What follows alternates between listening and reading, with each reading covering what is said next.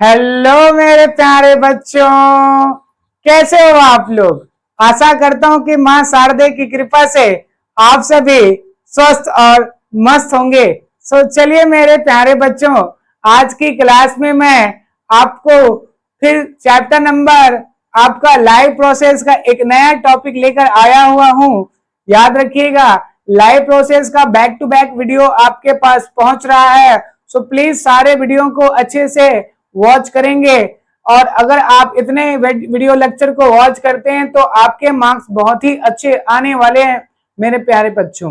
तो चलिए आज के क्लास में मैं आपको बेसिक डिफरेंस बताने वाला हूं किसके बीच में मेरे प्यारे बच्चों।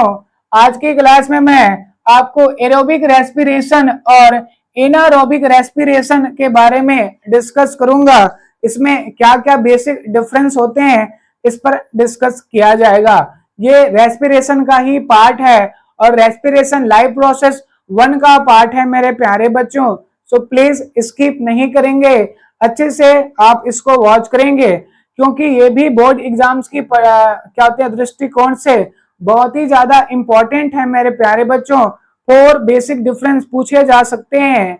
सो चलिए स्टार्ट करते हैं। देखिएगा, आपको एरोबिक रेस्पिरेशन को वायु श्वसन के नाम से जाना जाता है और एनारोबिक रेस्पिरेशन को अवायवीय श्वसन के नाम से जाना जाता है।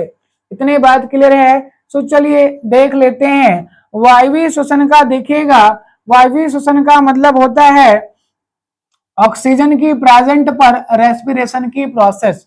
इतनी बात क्लियर है कि नहीं है?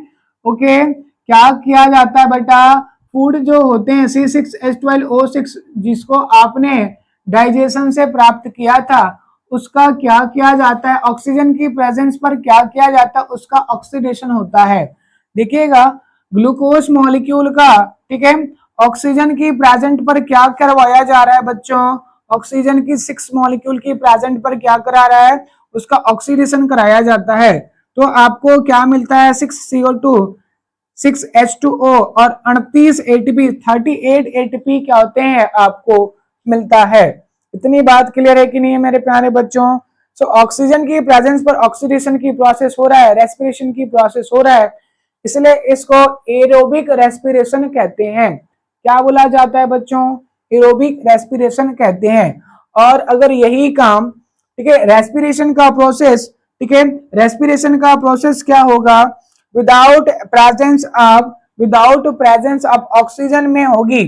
फिर से बोल रहा हूं, इसमें रेस्पिरेशन की प्रोसेस ऑक्सीजन की प्रेजेंट पर होता है, इसमें रेस्पिरेशन की प्रोसेस ऑक्सीजन की एब्सेंट पर होता है।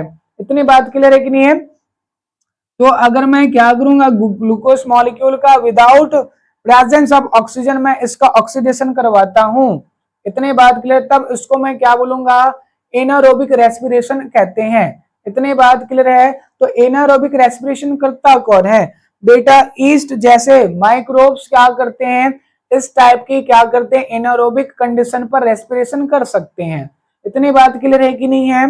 तो याद रखिएगा बच्चों, ठीक है, ऑक्सीजन की एब्सेंट पर होगी तो एनारोबिक रेस्पिरेशन, प्रेजेंट पर ऑक्सीडेशन होगी तो फिर क्या कहेंगे, उसको एरोबिक रेस्पिरेशन कहते हैं। इतनी बात क्लियर है कि नहीं है बच्चों, होनी चाहिए। इतनी बात क्लियर है। तो चलिए देखेंगे बेसिक डिफरेंस। इसमें ऑक्सीजन यूटिलाइज होता है, इसमें ऑक्सीजन का उपयोग लिया जाता है। इतनी बात किसमें, एरोबिक रेस्पिरेशन में, और ऑक्सीजन का कोई उपयोग नहीं लिया जाता किसमें, एनारोबिक रेस्पिरेशन। इतनी बात क्लियर है कि नहीं है? होनी चाहिए।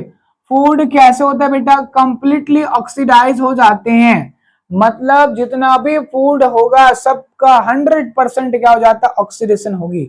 फूड का 100% ऑक्सीडेशन किसमें होता है बच्चों, एरोबिक रेस्पिरेशन में होता है। और एनारोबिक रेस्पिरेशन में क्या होता है, इनकम्प्लीटली क्या होता है, ऑक्सीडेशन होता है। जितना भी फूड मॉलिक्यूल्स होगा सबका ऑक्सीडेशन नहीं होता है। इतनी बात किसमें, एनारोबिक रेस्पिरेशन में। इतनी बात क्लियर है कि नहीं है? इसमें जो क्या होते हैं बेटा, एंड प्रोडक्ट होते हैं। एनारोबिक रेस्पिरेशन एक केमिकल प्रोसेस है, एक बायोलॉजिकल प्रोसेस है, तो इसमें क्या होगी बेटा, आपका एंड प्रोडक्ट 3 मिलता है। देखिएगा, ATP CO2 और H2O। इतनी बात क्लियर है कि नहीं है? बट एनारोबिक रेस्पिरेशन में क्या होता है बच्चों, आपको एथिल अल्कोहल CO2 और ATP मिलेगा। क्या क्या मिलेगा, एथिल अल्कोहल CO2 और ATP मिलता है। तो इसका एंड प्रोडक्ट हो जाएगा एथेनॉल, CO2 और क्या हो जाता है ATP। इतनी बात क्लियर है। इसमें हाई अमाउंट 38 ATP क्या होते हैं, फॉर्म होते हैं। इतनी बात क्लियर, मतलब हाई अमाउंट पर एनर्जी प्रोडक्शन होता है। और इसमें क्या होता है बच्चों, 2 ATP, ओनली 2 ATP क्या होता है, इसमें एनर्जी का प्रोडक्शन होता है, मतलब लेस अमाउंट पर बोल सकता हूं ATP बनता है। इतनी बात क्लियर है कि नहीं है। और ये आपका केमिकल रिएक्शन है, इसमें आपका दिख रहा होगा ग्लूकोज का ऑक्सीजन की प्रेजेंस पर ऑक्सीडेशन होगा, तो CO2 H2O और ATP फॉर्म होता है। और इसमें क्या होता है, एब्सेंट पर क्या होगी, ओनली क्या होता है बेटा, आपका ग्लूकोज मॉलिक्यूल का विदाउट प्रेजेंस ऑफ ऑक्सीजन क्या होता है, ऑक्सीडेशन होता है। इथेनॉल, CO2 और ATP फॉर्म होते हैं। इतनी बात क्लियर है कि नहीं है मेरे प्यारे बच्चों।